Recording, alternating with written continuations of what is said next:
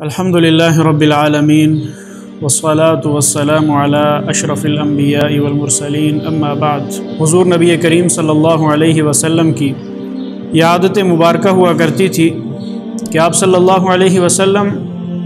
جب کسی اہم معاملے کی طرف صحابہ کرام کی توجہ دلانا چاہتے تو آپ علیہ الصلاۃ والسلام سوالیہ انداز میں صحابہ کرام سے اس معاملے کے بارے میں پوچھا کرتے تھے۔ انہی میں سے ایک معاملہ اللہ کے نبی علیہ الصلاۃ والسلام نے یہ بیان فرمایا۔ حضرت ابو ہریرہ رضی اللہ تعالیٰ عنہ حدیث کے راوی ہیں، بیان کرتے ہیں کہ نبی صلی اللہ علیہ وسلم نے ہم سے پوچھا اتدرون من المفلس، کیا تم جانتے ہو کہ مفلس کون ہے؟ تو صحابہ کرام رضوان اللہ علیہم اجمعین نے فرمایا کہ اللہ کے رسول المفلس فینا من لا درہم لہ ولا متاع، کہ ہم میں سے مفلس وہ ہے کہ جس کے پاس نہ درہم ہو، نہ مال و متاع ہو، نہ دینار ہوں۔ آپ علیہ الصلاۃ والسلام نے فرمایا ان المفلس من امتی یأتی یوم القیامت بصلاۃ وصیام وزکاۃ، کہ میری امت کا مفلس وہ ہے کہ جو قیامت کے دن اس حالت میں آئے گا کہ اس کے پاس نمازیں بھی ہوں گی، اس کے پاس روزے بھی ہوں گے، اس کے پاس زکوٰۃ و خیرات بھی ہوں گی، گویا کہ اس کے پاس بے شمار نیکیاں ہوں گی۔ وقد شتم ھذا واکل مال ھذا وسفک دم ھذا وضرب ھذا،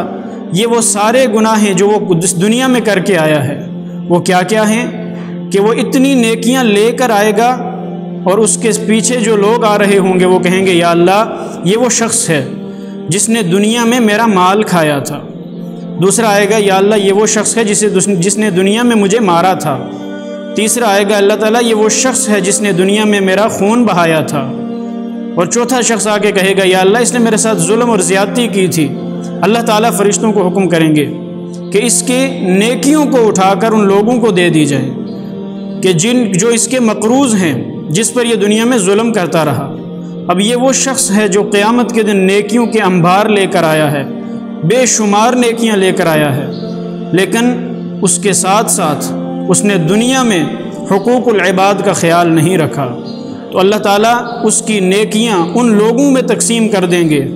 اور اللہ کے نبی علیہ الصلاۃ والسلام نے فرمایا کہ اس کی نیکیاں ختم ہو جائیں گی اور لوگ ابھی باقی ہوں گے۔ تو اب اس کے ساتھ کیا کیا جائے گا کہ ان لوگوں کے گناہ اٹھا کر اس شخص پر ڈال دیے جائیں گے اور اس کو جہنم کی آگ میں پھینک دیا جائے گا۔ یہ وہ شخص ہے جو اس امت کا مفلس ترین شخص ہے، غریب جسے ہم کہتے ہیں، یہ وہ شخص ہے کہ دنیا میں اس نے نیکیاں بھی کمائی ہیں، نمازیں بھی پڑھی ہیں، روزے بھی رکھے ہیں، زکاتیں بھی دی ہیں، خیرات بھی دیے ہیں، یعنی بے شمار نیکیاں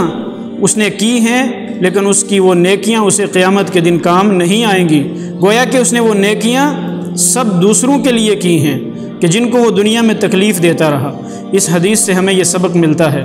کہ جہاں پر ہم نماز پڑھتے ہیں، روزہ رکھتے ہیں، زکوٰۃ ادا کرتے ہیں، کوئی بھی نیکی کا کام کرتے ہیں، تو سب سے مشکل کام جو ہے وہ نیکی کو سنبھال کے رکھنا ہے کہ ہم اپنی نیکی کو اس طرح سنبھالیں کہ ہم حقوق اللہ اور حقوق العباد کا خیال رکھیں۔ اللہ تعالیٰ چاہے تو اپنے حقوق معاف کر دے، لیکن جب تک بندہ اپنا حق معاف نہیں کرتا اللہ تعالیٰ اس کے حقوق کو معاف نہیں کرے گا۔ اس لیے ہمیں اس حدیث سے یہ سبق حاصل ہوتا ہے کہ اللہ تعالیٰ کے لیے ہم جو بھی عمل کریں اس میں ہم لوگوں پر ظلم اور زیادتی نہ کریں تاکہ وہ ہمارے نیک اعمال کل قیامت کے دن ہمارے کام آ سکیں۔ وآخر دعوانا ان الحمدللہ رب العالمین۔